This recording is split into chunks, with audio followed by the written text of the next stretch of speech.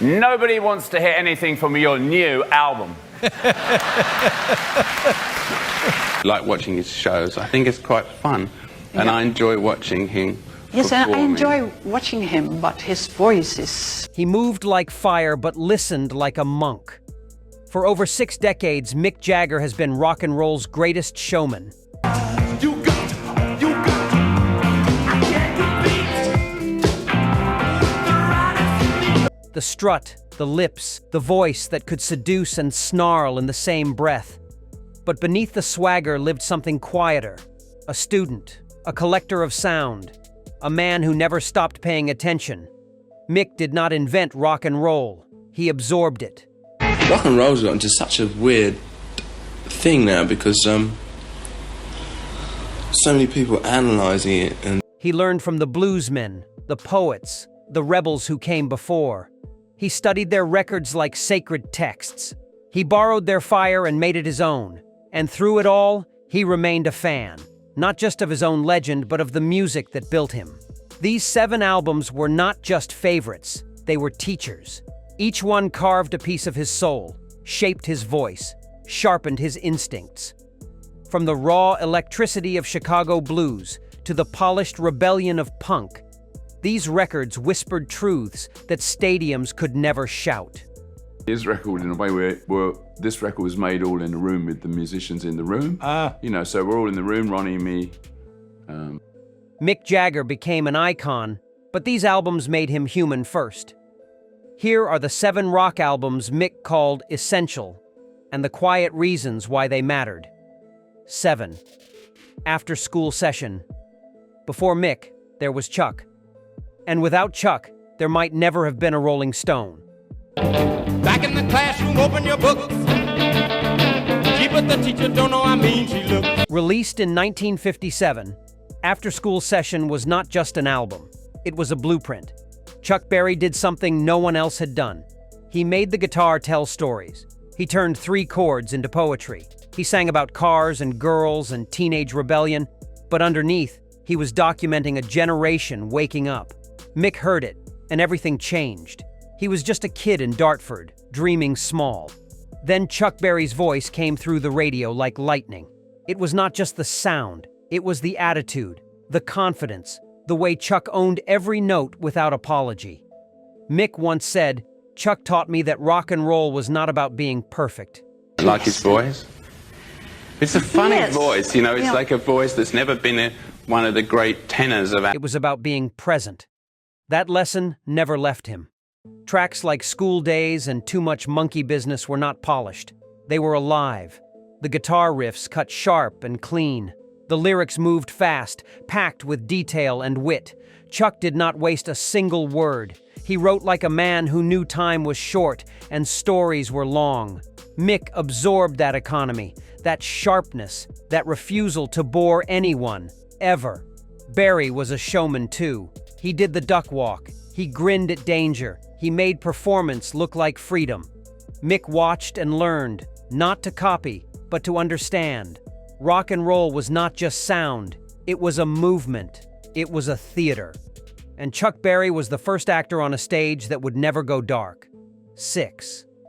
Electric Mud. This one was sacred, not because it was perfect, because it was dangerous. I can see by the way you baby talk. Released in 1968, Electric Mud was a risk. Muddy Waters, the king of Chicago blues, went electric in ways that shocked purists. He added fuzz, feedback, and psychedelic edges. Some hated it. Mick loved it. He called it the blues refusing to die quietly.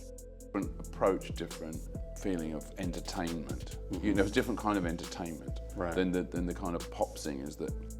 The Rolling Stones took their name from a Muddy Waters song. That alone tells you everything. Muddy was the foundation, the bedrock. Without him, there is no British blues invasion. No Stones, no Led Zeppelin, no Cream, just silence where thunder should be. Mick knew that debt and never forgot it. Electric Mud was controversial because it was not nostalgic. Muddy did not try to preserve the past.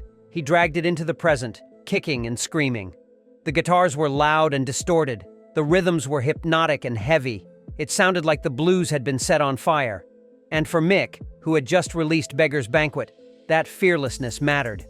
Muddy was in his 50s, still taking risks, still evolving. Tracks like I Just Want to Make Love to You and Manish Boy had been around for years. But here, they felt reborn.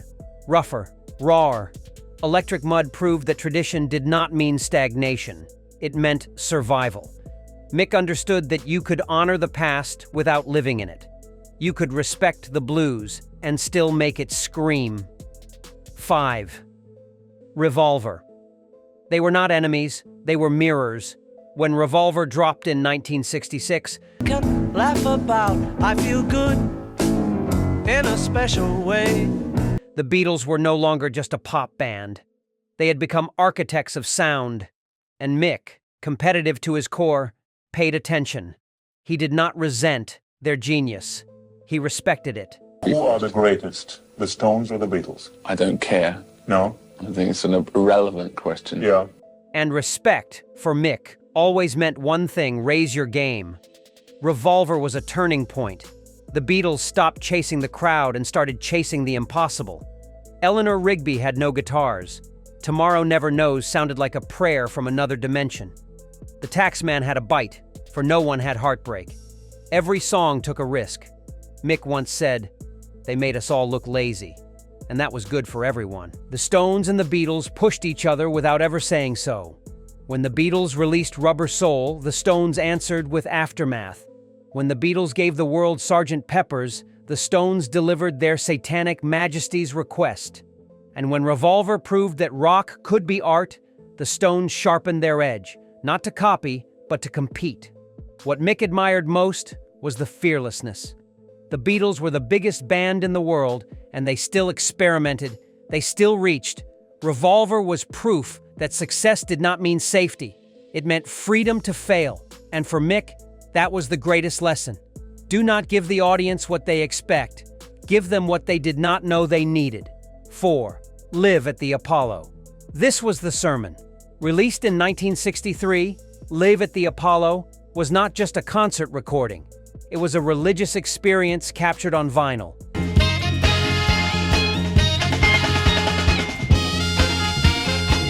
James Brown did not perform, he was possessed. And Mick, watching from across the ocean, understood something essential. Performance was not about singing, it was about belief.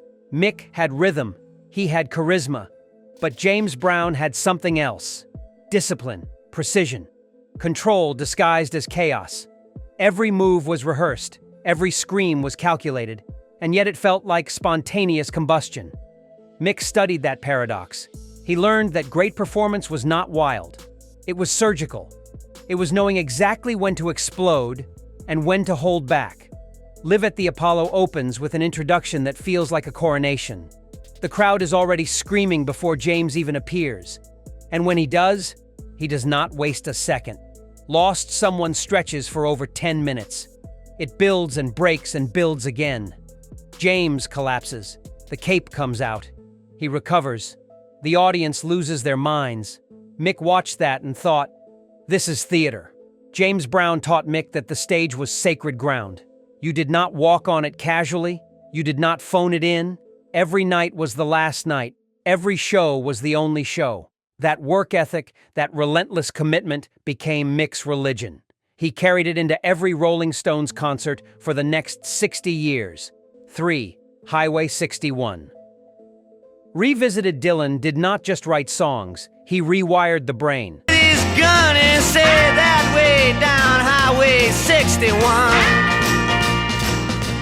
When Highway 61 Revisited came out in 1965, rock and roll suddenly had literature embedded in it. Words mattered. Not just melody, not just rhythm. Words. And for Mick, who had always leaned on swagger over substance, Do you like Bob Dylan? Yes, I do like Bob Dylan. He's over 16. I quite like watching. Dylan was a reckoning. Like a Rolling Stone opens the album like a punch to the chest. 6 minutes of venom and poetry. It was not a love song, it was a eulogy. Dylan was angry, cryptic, untouchable. Mick heard it and realized the bar had been raised. You could not just sing about girls and cars anymore. Not after Dylan. You had to mean something, or at least sound like you did. Highway 61. Revisited was electric in every sense. Dylan had gone full rock, and the folk purists hated him for it. But Mick understood the courage that took. Dylan did not care about approval. He cared about the truth. And truth, Mick learned, was more important than applause. The album was messy, surreal, brilliant. Desolation Row stretched for 11 minutes and never got boring. That was power. Dylan never explained his lyrics. He left them open, wild, mysterious. Mick admired that refusal to simplify. Rock and roll did not have to be obvious. It could be a puzzle. It could make you think while you danced. Highway 61. Revisited proved that intelligence and rebellion were not opposites. They were partners. 2. What's Going On? This was Grace Under Fire. Released in 1971, What's Going On was not loud, it was not aggressive. But it was a protest. Picket lines and picket signs. Marvin Gaye took pain and wrapped it in beauty. He sang about war, poverty, and injustice, but he did it with strings and sweetness. Mick called it the most honest album ever made because it did not scream. It ached. The Stones had always flirted with politics. Street Fighting Man, Gimme Shelter. But they did it with edge and danger. Marvin did it with soul. What's Going On was gentle and devastating at the same time. The title track floated like a question no one wanted to answer. Mercy. Mercy Me felt like mourning. Inner City Blues was a prayer for the broken. Mick listened and realized the protest did not need to be loud. It just needed to be real. What struck Mick most was the production. It was lush, layered, cinematic. Strings swirled, saxophones cried. Marvin's voice doubled and tripled, harmonizing with itself. It sounded like a man having a conversation with his own soul. And that vulnerability, that willingness to be soft in a hard world, impressed Mick. Strength was not always volume. Sometimes it was restraint. What's Going On proved that rock and soul were not separate. They were siblings. Both could carry weight. Both could change minds. Mick never tried to sound like Marvin, but he carried the lesson. Music could be beautiful and still tell the truth. 1. London Calling Full Circle. Released in 1979, London Calling was the sound of a new generation refusing to bow. Punk had arrived, angry and raw, and the Clash, sharper than the rest, built something that honored the past while kicking down its doors. Mick, now in his mid-30s, could have resented them. Instead, he celebrated them. London Calling was not just punk, it was everything. Reggae, rockabilly, ska, soul, all smashed together with fury and intelligence. The title track opened like a warning siren. The guitars were jagged. Joe Strummer's voice was a shout from the streets, but underneath the chaos was structure, discipline. The Clash were not just angry, they were thoughtful. And Mick respected that. What impressed Mick most was their ambition. The Clash did not want to be the biggest band. They wanted to be the most important band. They sang about unemployment, racism, war, and identity. They did not preach. They documented. The Train in Vain was heartbroken. Clamp Down was resistance. The album felt alive, urgent, necessary. Mick had spent decades making people move. The Clash made people think while they moved. London Calling reminded Mick why he started, not for fame, for freedom. The Clash proved that rock and roll was not dead. It had just changed shape. And for Mick, who had been called a relic by some, this album was proof that influence was not a one-way street. The student had become the teacher, and the teacher was still learning. Mick Jagger never stopped being a fan. Behind the legend was a listener. These 7 albums were not just music, they were mirrors. They showed him where he came from and where he could go. Greatness is not born. It is borrowed, bent, and made into something new. If this resonated with you, subscribe for more stories hidden between the lines of music history.